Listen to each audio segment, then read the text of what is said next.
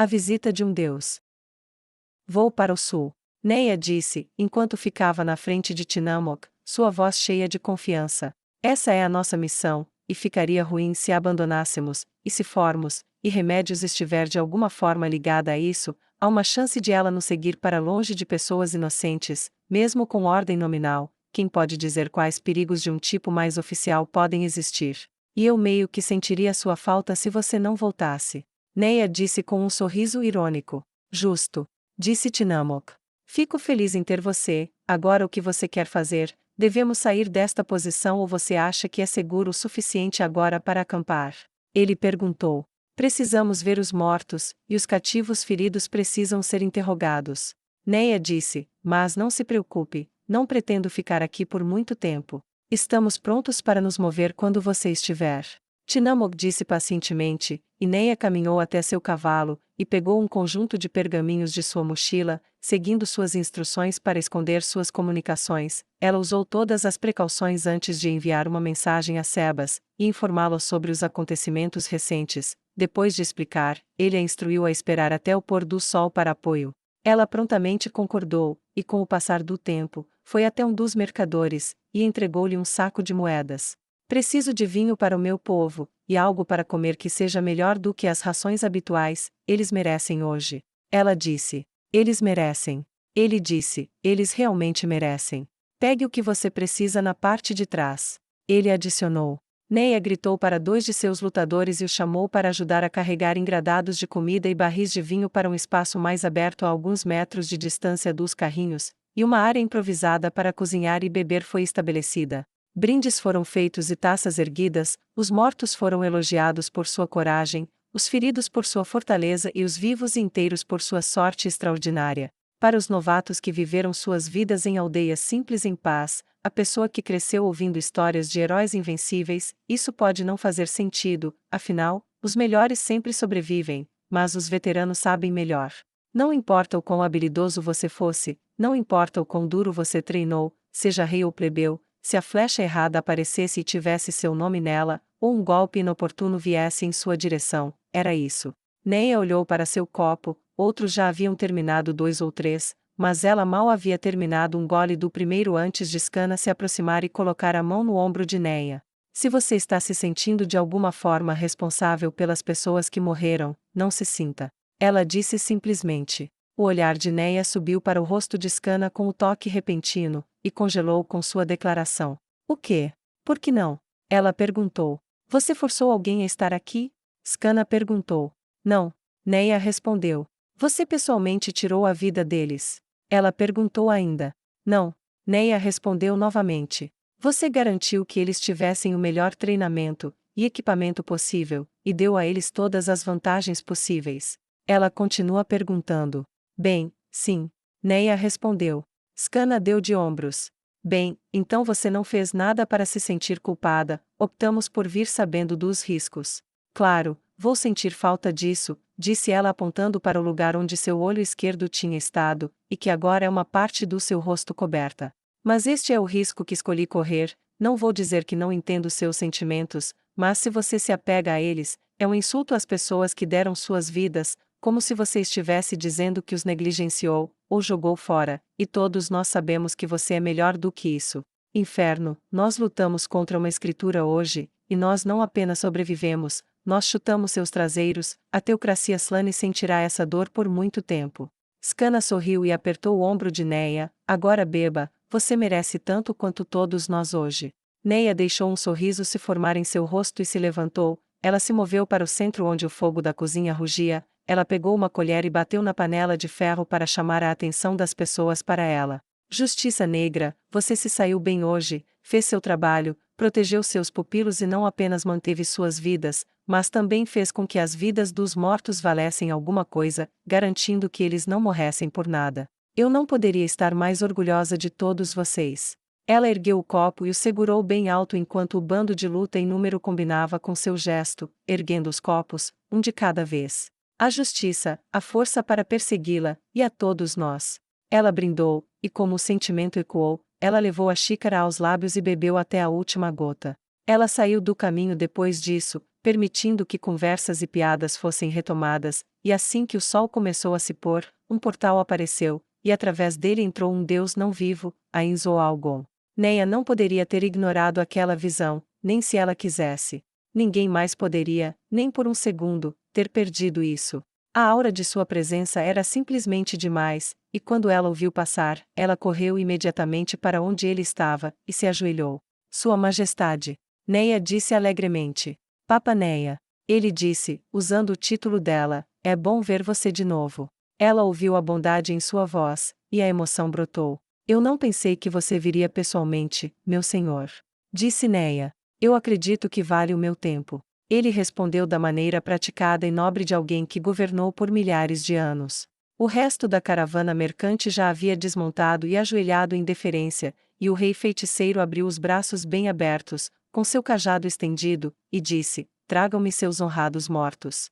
Suas ordens foram executadas rapidamente, e os corpos cuidadosamente embrulhados foram colocados à sua frente em 2 fileiras de 5.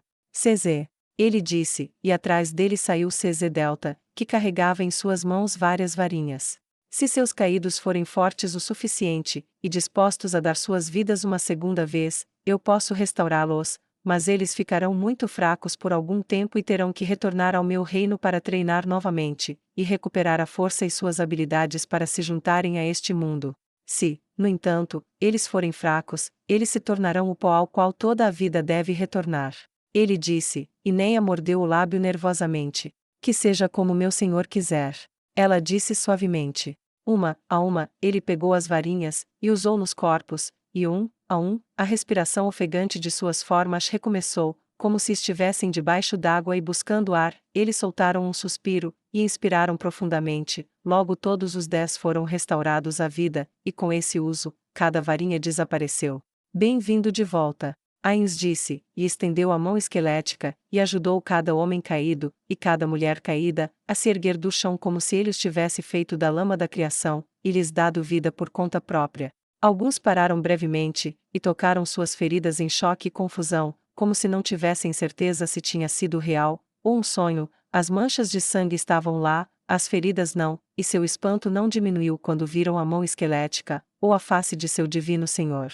A hesitação permaneceu em alguns, como se fosse profano tocá-lo, mas deixá-lo ali seria pior, então hesitantes ou não, cada um pegou a mão oferecida e se levantou, alguns menos graciosos que outros, mas eles subiram. Vocês 10 estão prontos para dar suas vidas para mim uma segunda vez? Ainz perguntou. Eu estou. Eles responderam em uníssono, e se ajoelharam com os olhos baixos. Levante a cabeça, disse ele, você não pode ver o que há em uma cabeça enquanto olha para baixo.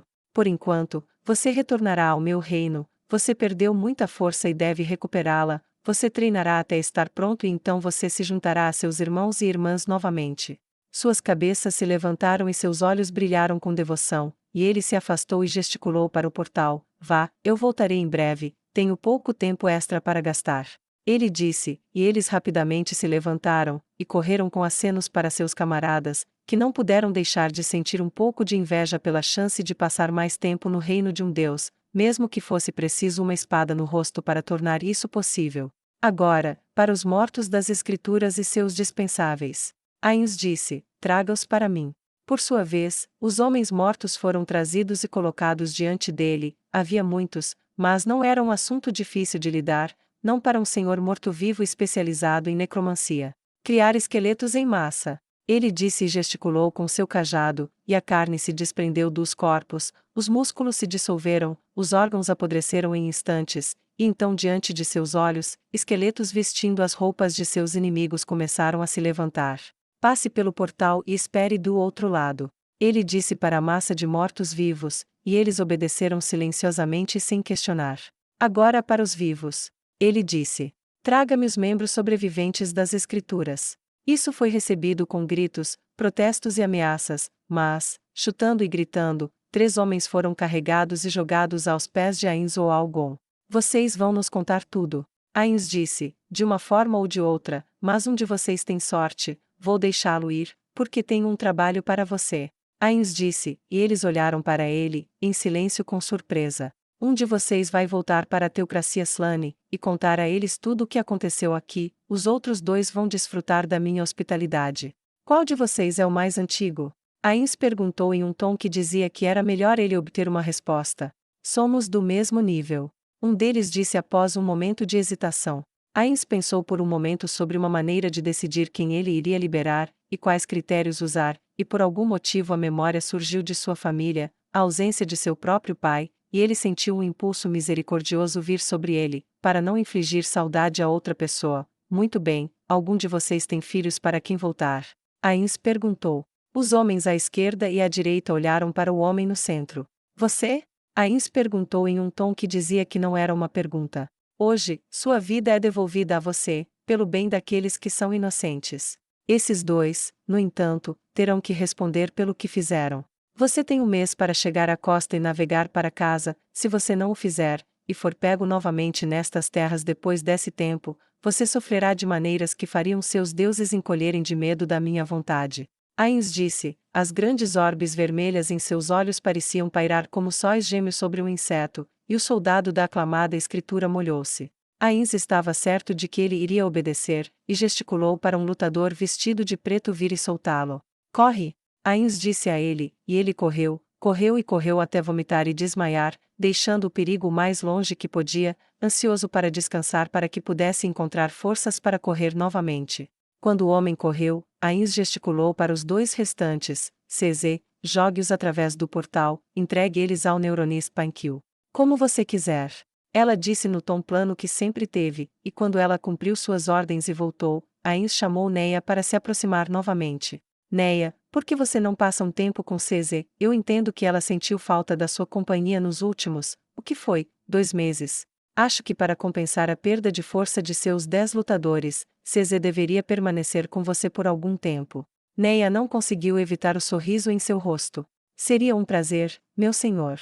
Ela disse. Agora, onde está esse Tinamok que você mencionou em suas cartas? Estou bastante curioso para conhecer o homem que causou tal impressão em minha escudeira. Ains disse casualmente, aparentemente sem saber o quanto seu coração cantava com as palavras minha escudeira. Neia rapidamente apontou o homem à frente da caravana. Na frente. Ains disse com aprovação, pensando em seus dias de escritório, e seu desgosto geral com os gerentes que evitavam estar entre as pessoas que gerenciavam. Tinamok viu o gesto se referindo a ele e ao invés de esperar ser chamado, ele imediatamente correu e se ajoelhou aos pés de Ains. Levanta a cabeça. Ains disse, eu ouvi muito sobre você. Você começou do nada e construiu a maior empresa comercial do Reino Sagrado. Habilidade é algo que eu valorizo. Ele disse. Você é gentil, meu senhor, eu sou simplesmente um homem abrindo caminho no mundo.